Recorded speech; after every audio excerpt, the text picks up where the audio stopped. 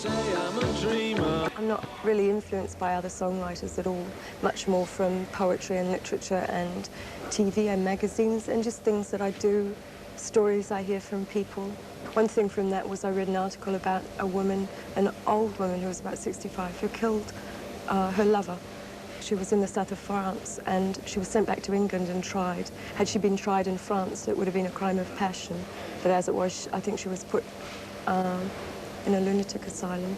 And also just various women you meet that have lived in that sort of, been housewives for a long time, often say, there were times when I could have killed that man and stuff like that. And it was really just taking that one step further and writing a story about a woman that actually did. Every time we release a new album, will it sound like the old one? And of course it won't.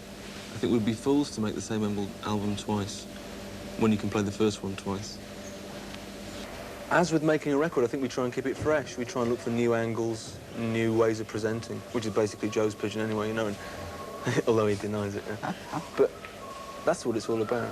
Well, I think we discovered as a group that we're actually really heavily addicted to performance, and that without it, making records wouldn't get us close enough to the people with whom we're trying to communicate. So maybe we would have found some other way, I don't know, but for the moment, touring's a big part. I've noticed that in America, when we first came, we were complete freaks because we played synthesizers. We didn't have a guitarist. A lot of people wouldn't play us on radio stations because we were dance music, and we were just far too oddball for a lot of people to handle. And since then, because all we went that to has rock and become roll. like mainstream. Yeah, and all this is now, 2.5, 3 years later, has become, we're actually in the mainstream. And kids have started saying, no, they don't want the rock and roll type of music that their parents had, which is what the radio stations were playing, and are starting to say, we want our own music, of which we are part. It's been a question, especially in America, of building up from, say, the touring side of it, for example, where we've just built up. We didn't come in and we weren't a stadium band from the word go. We have come from the clubs and just built and built and built and built and built. And that's where I think your real true roots fans comes from. But the fans are great. The fans are really good for criticism, you know, because they don't just come once with a really cynical view.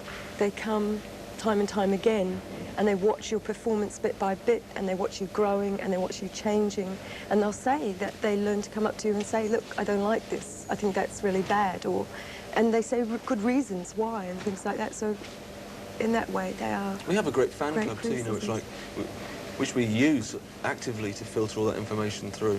And it's very broad. I think the youngest member's 3, the oldest 83.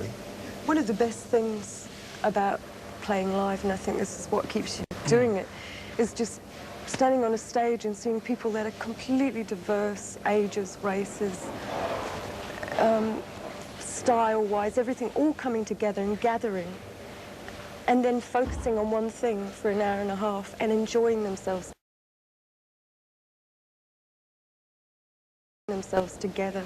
And that's what we find gets you really high.